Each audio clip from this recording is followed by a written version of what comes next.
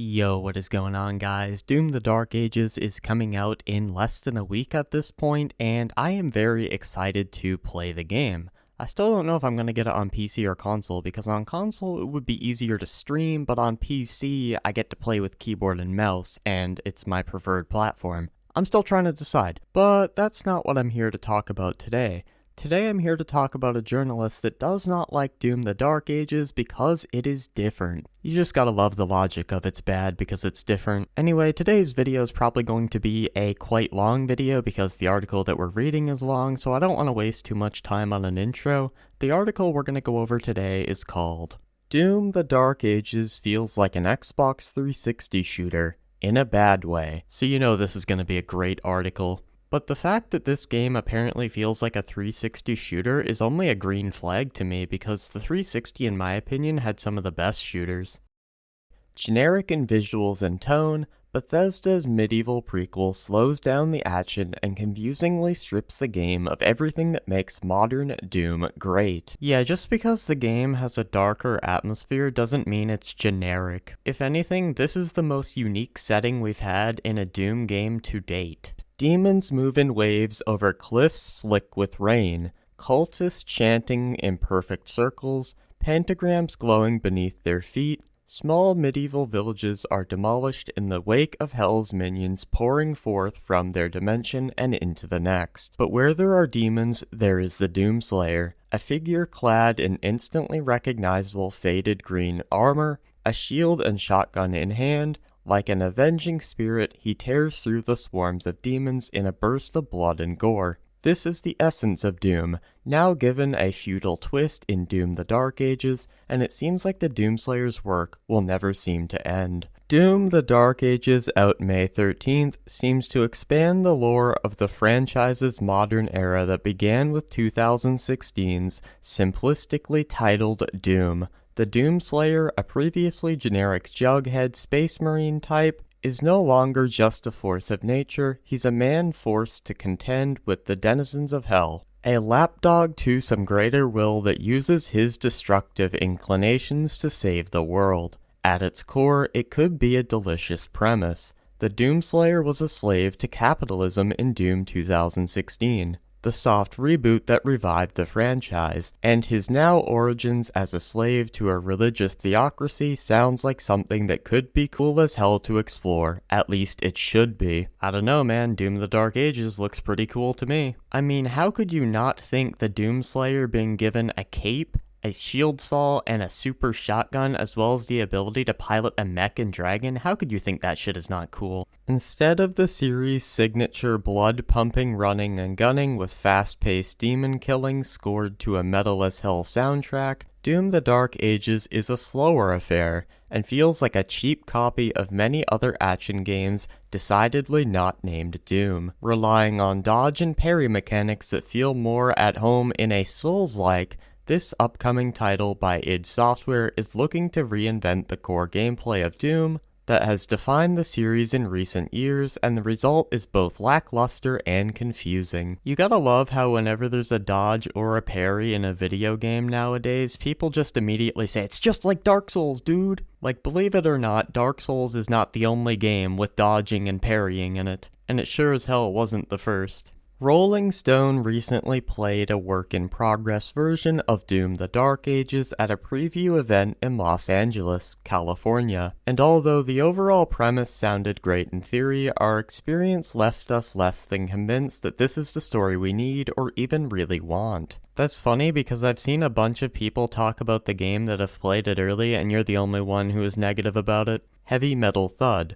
For most players, two things come to mind when thinking of Doom: the Doom 2016 soundtrack, which became so popular it even spawned its own subgenre of metal, Argent Metal, and a singular phrase, rip and tear until it's done, which is uttered at the start of the game before the title card hits. Both of these aspects set the tone for the raw carnage that would be reproduced in Doom Eternal, a solid sequel that doubled down on the gratuitous bloodletting and amped up the industrial sound of the Doom 2016 OST to a new level. Doom is loud, violent, and tactile. Doom 2016 is set in a bleak, techno-capitalist future where demons pour out of the hellgates faster than the populace can respond to.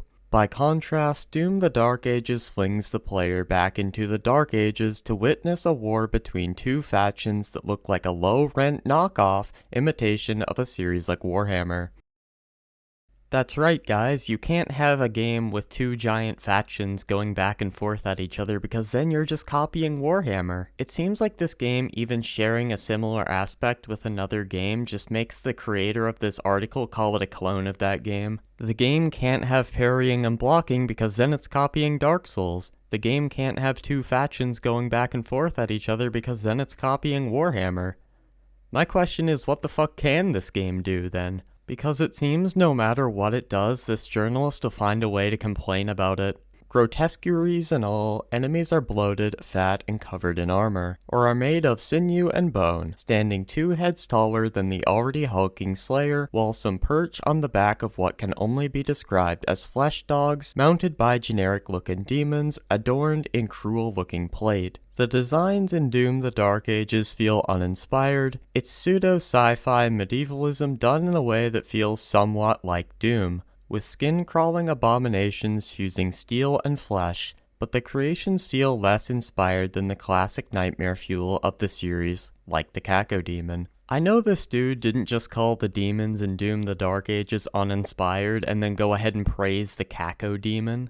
Like bro, the Cacodemon is literally just a ball with an eye. Which, funnily enough, if you compare that to the Cacodemon in Doom the Dark Ages, the one in Dark Ages is way cooler and unique looking. The new abbreviations are big and dull, with lipless mouths, unremarkable in their aesthetic, when it should be something more in line with the high-end horror art you'd find thumbing through your dad's heavy metal magazine. I mean, I don't know, me personally, I think all the Lovecraftian-looking creatures from Doom the Dark Ages look absolutely awesome, but I guess this one comes down to personal preference. Feudalism in Doom the Dark Ages is a vague trapping meant to facilitate the inclusion of dragons with steel plates drilled into their exposed flesh, but little else. Doom Eternal was rife with a variety of demons, some almost entirely fused with clunky machinery, and others colorfully boosted in saturation to contrast against rich environments, oozing with lava or the acid green super gore nests that looked slick with viscera. Instead, Doom the Dark Ages is flatly colored with little contrast, and less visually interesting enemies that tote around cruel-looking shields simply for the sake of the setting. There are no eye-catching designs among the batch. Yeah, that's just not true at all. I mean, why don't we use the demon they showed off today for example? They tweeted about this demon, look at this thing. It's a lizard holding a chainsaw attached to a stick with a metal tail and a cannon on it, wearing armor. How does that not look awesome? That demon is anything but generic, dude. Environments are washed out blue or brown. Cities packed on red dirt look muddy with very little differentiation between these details. It leaves nothing left to stimulate the eyes other than color-coded walls and ledges that are clearly telegraphed to climb or use of the Slayer's latest addition to his arsenal, the shield saw. Yeah, how dare Doom telegraph where I have to go so I'm not wandering around lost and bored. Are you seriously complaining about this, dude? Melee over gunplay. The shield saw is exactly what it looks like. It's a crude-looking metal shield with a saw attachment that gives the Doomslayer another way to shred through the demons in his path. The shield saw can block attacks, reflect them, and comes packed with extra utility to traverse the map. All of these things sound cool in concept, but the execution left much to be desired. Doom the Dark Ages goes the way of color-coordinated attacks. Green indicates that an attack can be reflected, and red which signifies that it's best to get out of the way. The gameplay loop falls into this rhythm quickly, funneling players into one very specific kind of play that emphasizes parries more than gunplay. But in the end, the most effective means of killing boils down to timed deflections to slow down time and pummel enemies into submission after they've been staggered with finishers. Despite being the core emphasis, melee attacks are somehow more restrictive this time around. as the Doomslayer is saddled with a gauntlet that does make punches more effective, but has a limited amount of charges. These charges are refilled over time or through killing foes, which sometimes seems counterintuitive as the rage-filled Doomslayer should be able to endlessly beat enemies to death, without having an arbitrary cooldown attached. However, Doom the Dark Ages feels at odds with itself, as it tries to bring something fresh to the series at the cost of momentum. Wait, you mean to tell me the punch works very similarly to Doom Eternal, which nobody had an issue with? Anyway, moving on. The frantic, heart-racing sense of action that defined Doom and Doom Eternal is entirely smothered due to Doom the Dark Ages' emphasis on mundane travel using the shield saw, and the unnecessary addition of the aerial levels that force the Doomslayer to mount the back of a dragon, which again, in theory, should be cool. I love how the journalist thinks shield/slower gameplay equals bad game. Like, I don't really see the logic here. However, it's reminiscent of Xbox 360 shooters from the mid-2000s, experimentally hollow, clunkily rough around the edges, and full of unrealized potential. Like one of the later Gears of War games made well past the series' heyday, flying feels like dragging your feet through the mud, the edges of the screen blurring to create a non-existent sense of speed when trying to accelerate towards the objective, consisting of 4 different airborne battleships. Each battleship has a handful of turrets and shield generators that look like the Eye of Sauron that must be disposed of before the Doomslayer can commandeer the ship and take it down from the inside. Instead of spewing fire at the vessels or attacking them directly with the dragon's cruel metal claws, the gameplay ends up relying on holding down one of the controller's back triggers to auto-target, then alternating between shooting and dodging green projectiles to get the job done. By the second ship, it became a test of fortitude with exhaustive repetition of the dragon's single cinematic takedown that stretches on forever, and mindlessly shooting plate armor on enemies until they've superheated enough to shatter with the shield saw. Piloting the Doomslayer's mech feels no different. But instead of sluggish flying mechanics, the experience centers on weightless-feeling navigation through a red-hued, futuristic city filled with massive demons. There's no real feedback when going toe-to-toe with Hell's strongest soldiers. The large swings of the mech's fist or its charged punch, flak punch, just like piloting the mech itself instead of moving with strength or purpose. The suit is agile, lithe, and capable of sliding out of the way of green projectiles to trigger a slowdown and gain access to more powerful attacks. It doesn't feel in any way distinct from running around as the Doomslayer himself, which feels like a total waste of the premise.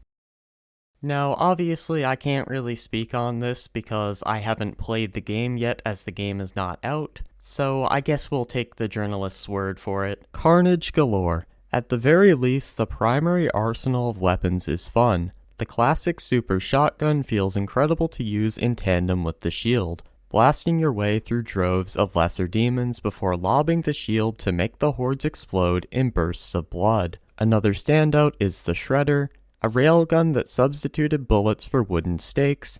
This feels positively medieval, and is one of the few elements that make good use of the Dark Ages' new setting. Weapon upgrading returns in Doom the Dark Ages, which will add some small variety to gunplay, but everything in the Doomslayer's arsenal ranging from shotguns to plasma rifles is already wildly effective on their own, even when dealing with more agile or armored enemies, so much in fact that it can make melee attacks feel like a waste of time. Outside of using the finishers to punctuate a kill, it isn't until Doom the Dark Ages funnels players into using the shield saw that the gameplay takes a dip. When the Dark Ages is actually being a Doom game instead of whatever else it's trying to be, it hits all the right notes.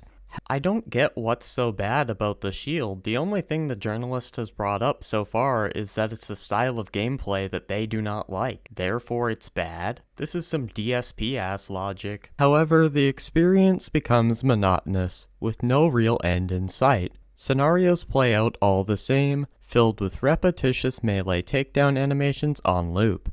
It's hot-swapping weapons to chip at armor and shields until they're ready to break, which shouldn't really be an issue except the pacing is a slog. Doom and Doom Eternal were games that were arguably also repetitive, but their frantic action and breakneck pace made every battle feel like an adrenaline-pumping ballad of blood, where improvisation was a key rather than playing tortoise behind a shield. The music, too, sees a massive downgrade. Even for people who aren't exactly into head-thrashing metal, the soundtrack to previous games perfectly married the chaos of the audio to what's happening on screen. Here, it's barely noticeable. During the preview, I actually waved over a staff member to ask if the game was supposed to be silent, since there had been barely any music in the opening section. The music did kick in until a bit later, after passing through a few prologue checkpoints, but even then it would only last for a few seconds as a consequence of mowing down enemies too quickly and ending the encounter. The relative silence isn't exactly a great tone setter, especially for a franchise predicated on high-octane action paired with a raging soundtrack in tow. I don't know, I'll have to wait for the game to come out to judge this whether I like it or not, but if the music is anything like that shown in the trailer, I think we're in for a pretty good soundtrack. Just because it isn't Mick Gordon making the soundtrack doesn't mean it won't be good. The music offerings of Doom: The Dark Ages are generic, or worse, a pale imitation of what came before. The music is heavy for the sake of it. The same aggressive drums and raw electric guitar used by modern, run-of-the-mill post-hardcore bands. There is, of course, some of Doom 2016's signature industrial droning in the background of each track to try to imbue at least some of the franchise's sonic fingerprint, but it just isn't enough. Doom: The Dark Ages feels like 2 steps back for the series that had previously carved its own lane in the modern shooter landscape. Its mechanics feel ripped from the mid-2000s, picking up dated ideas that feel out of place, while jettisoning the best aspect of its direct predecessors. Even after just a short preview, the game's monotony was a bore, which is a cardinal sin. Doom can be a lot of things, but boring isn't one. I mean, fun and boring are kind of subjective words though. What someone finds fun, someone else might find boring, and obviously that works the other way around too. Although they had successfully done it before, id Software didn't need to reinvent Doom. It was already nearly perfect by design. Instead of actually building upon what made Doom and Doom Eternal work, the quick, fluid, kick-ass gameplay, Doom: The Dark Ages is bogged down with needless innovation for a game series that has always strived on simplicity. Anyway, that is the full article. Obviously there is a lot there that I disagree with. I think a few decent points were made, but we'll have to wait and see until the game comes out to validate whether or not they're true. If you guys enjoyed this video, make sure to leave a like. If you didn't, leave a dislike, and I am out. Peace.